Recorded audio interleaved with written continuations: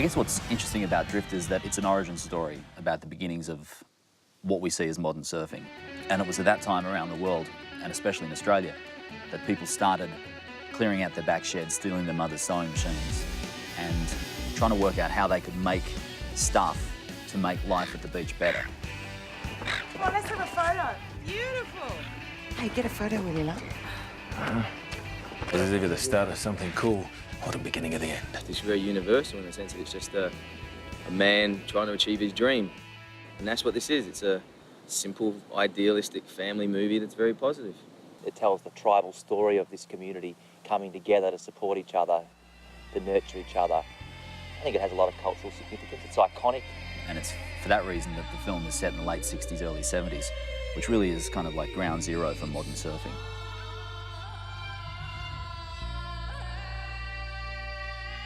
So we were filming in locations of old towns where there wasn't many modern buildings. We filled the streets with old cars from all the car clubs around that area, and also what people were wearing. That visually was one way, and audio-wise, That's the future, man. the way that people spoke back then, we tried to avoid all common vernacular and use buzzwords of the era. Righteous, huh? Go for it, man. Sweet. All right. And then also, of course, the music track.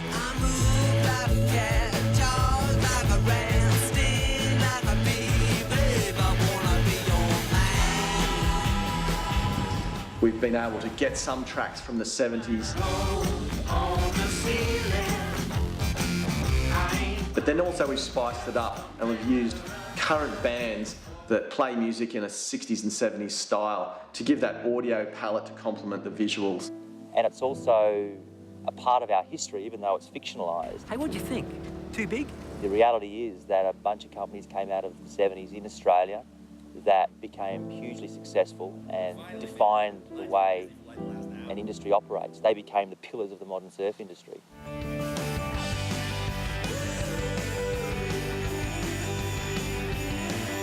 We've always wanted to make a story that was true to surfers. There's so many different surfing films where they just get it wrong. Now it looks like the sea gods are either smiling or they're really pissed off, depending on your persuasion today. For us, the challenge from the get-go was to make a film that satisfied both. You dragged us here from day one, kicking and screaming. A film that had a really compelling narrative to it. Let someone else carry the load for a while.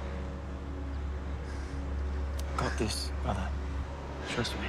And when they went into the surf was authentic and believable and big. And that's a big challenge. It doesn't seem like it, just saying it like that, but it really is. People surfed differently in the 70s. They were all surfing throughout the film on single-fin boards, which for a modern surfer is really hard to do. And so for us, the big challenge was to make it as authentic on the land as it was on the water. It's not about her. I did have to learn to surf for the film. I'm fortunate in that I come from a family of swimmers. You know, my father was a surf lifesaver, and so was I, a junior. So I grew up in the water, and I grew up in Cape Town, South Africa.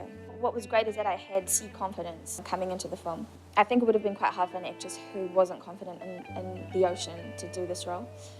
And so it was great to learn like a new skill and to be introduced to the sport. You're making it look too easy! I think it's less about me and more about the board. I'll have to make the next one even more radical then. But then they brought us out to Western Australia, and the waves are not quite Malibu waves out here, I have to say. And I think they really did that to see what we would do in that situation. I mean, we were safe, there were jet skis and, you know, rescue guys around, but there were some pretty big waves, you know. The challenging thing for me was the cold. There were a few scenes where I was just wearing board shorts, and we're in the middle of winter in Margaret River. I'm usually pretty stoic when it comes to the cold, but it was cold. It was cold, but it was the fact that I was in the water for so long. I mean, the crew are brilliant. You know, they bring you hot water bottles and towels and the whole bit, but I was so cold. I mean, I reckon I was verging on hypothermia, and I've got a couple of good mates there too, ribbing me the whole time. So I don't want to show any weakness. I'm not going to sit there and say, I'm cold, get me a rug, get me a towel. So I'm sitting there trying to be very brave in my freezing board shorts. My biggest, most challenging day on set? Well, that was every day. One particular day I remember was when finally this cow reef was breaking, and we'd waited for so long for this reef to break, and it only breaks a couple of times a year. So we had at least 7 jet skis in the water and a helicopter that I was in, and we've got a cameraman out of the helicopter, cameraman in the water, cameraman on the jet skis, safety and security everywhere, and our surfer being towed into this monster humongous wave. And so I'm having to steer at the location of all these cameras, the helicopter, and then I'm looking at the monitor at the different camera viewpoints on my lap, and I look up and the wave is above where the helicopter is, and our surfer is flying down this wave, and I was thinking, ooh, this is a pretty complicated, busy, scary moment.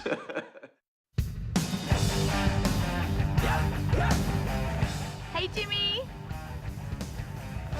Hey, ladies. How you doing? Nice car. Thanks. Nice bike.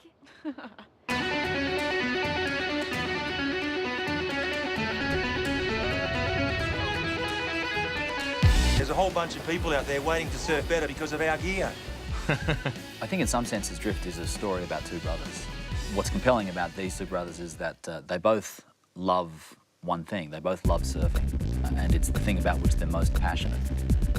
As a result of that, it's also almost their undoing. Well, Jimmy's one of this maverick surfer. The winner, Jimmy Kelly. I think he just wants to enjoy life and surf, and the idea of turning it all into a business kind of jeopardizes that. I can't believe you get away with living like this. Who's gonna stop me? I don't know. Moving around all the time, taking surf photographs, not knowing where you're gonna be one day to the next. Doesn't seem like a job, right? Just don't tell anyone. As the film progresses and Andy starts heading in one direction, You can't beat the man by becoming the man, yeah? No, I'm just thinking big picture. What's wrong with that? and he sees the opportunity to spread the idea of surfing much further afield and to actually improve people's enjoyment of the coast. Jimmy is being led by JB in an altogether different direction, one of anti-commercial, anti-competitive surfing. That's it right there, unreal. You reckon? I get bored. How does he even know how good he is? Who cares? He's living the dream. What are we doing? As a result, you have these two brothers who are at once drawn together and also split apart by the same thing, by their love for surfing. JB's right, man. Can't buy what we've got, especially if we're not selling. The character of JB is fundamental to the period and to the film. And in that sense, he represents the antagonist to Andy, who sees the beach as this opportunity to let other people enjoy what he enjoys. And so there's a real tension between those two characters throughout the film, which is essential to the drama of it. Liney is a character who arrives with JB aboard a bus painted in rainbow colours with psychedelic music and pot smoke drifting out the window. She's a bit of a wild child, a bit of a hippie. She is from Hawaii and lives the sort of nomadic lifestyle with JB, and they travel to all these amazing surf spots around the world. And she arrives and she's beautiful and exotic, and both boys instantly fall under the spell. Kidding me, aren't you? She couldn't take her eyes off me. Yeah, she was trying to work out if you were my brother or my dad. She challenges their brotherhood as they both vie for her affections. Jimmy Kelly. Hey, I'm Lonnie. Yes, you are. Look, I don't know how long you guys are around for, but if you ever want to check out some of the local breaks, I'd be happy to show you around. Sounds good, thanks. And once you're done the tourist trap, I'll show you a few spots even he doesn't know about. Oh, is that right, superstar? Yeah, well, I'd take you too, mate, but it's a bit heavy for beginners. Oh, turn it up, mate. Creates a little bit of tension between the two brothers because they both sort of have these romantic feelings. You and Jimmy, you're like yin and yang. One pretty much sucks without the other. And I think that towards the end, she loves them both in very different ways. What's really interesting about the character of Lani, though, is that she does in some ways represent the fact that what was happening in Australia in the early 70s was also happening in Hawaii, in North America. That is exactly what she was wearing, man. Hey, from the sounds of her, I'm surprised you even noticed. Nice one, Gus. With sculptured arms for paddling, Velcro neck, and snap fasteners for the cold. It's just for surfing. And it's important, I think, to acknowledge that the modern surfing revolution that happened at the beginning of the 70s wasn't only Australian, it was very much an international affair. Look out, it's Rubber Man. Geez, aren't you embarrassed? No? Why should I be? He's talking to your board, mate. Yeah.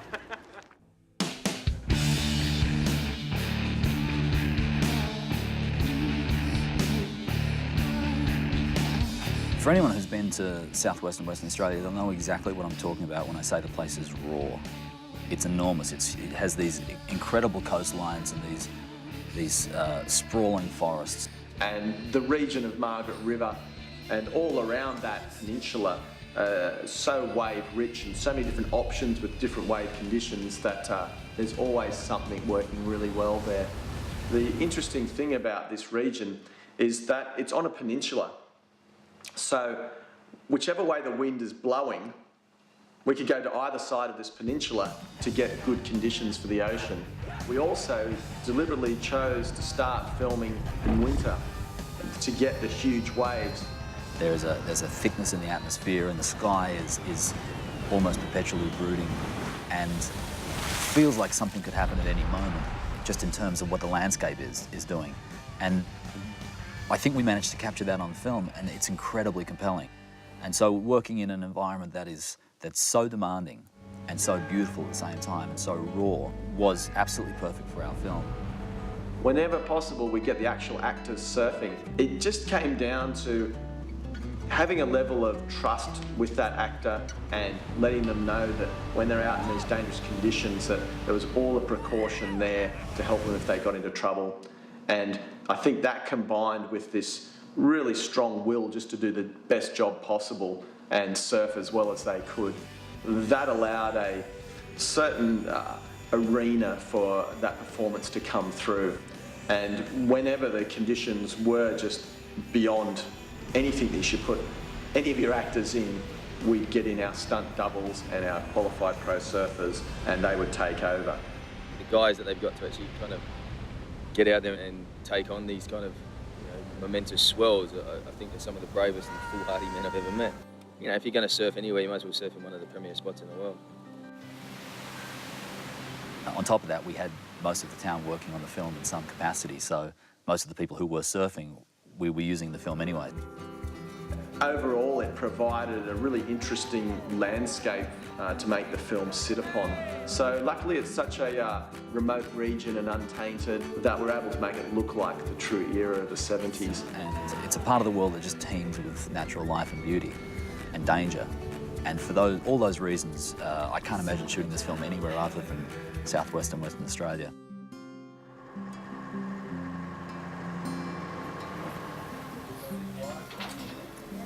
A lot of people say, oh, 2 directors, how did that work? That must have been terrible. And it's like, well, actually, no. Because we really did manage to work towards each other's strengths in a really collaborative way. For me, my area of expertise on the side was surfing and action. And obviously my background is more on the dramatic side of things, coming from an acting background. So the idea of directing with someone whose skill set wasn't exactly the same as yours was actually a huge benefit to the film. I think Drift has a really broad audience because it's going to obviously appeal to surfers. And I hope that they will tell their girlfriends and their friends and their brothers and sisters that it's not just a surf film. It just happens to be a great story set in the surf genre. And will internationally connect with people and hopefully inspire them to go after those dreams, to support other people and their ambitions for it, to reassess where they are in their own lives, to make sure they're on the path to going for that goal. And hopefully people all over the world will just have an entertaining night at the cinema and be inspired in the process.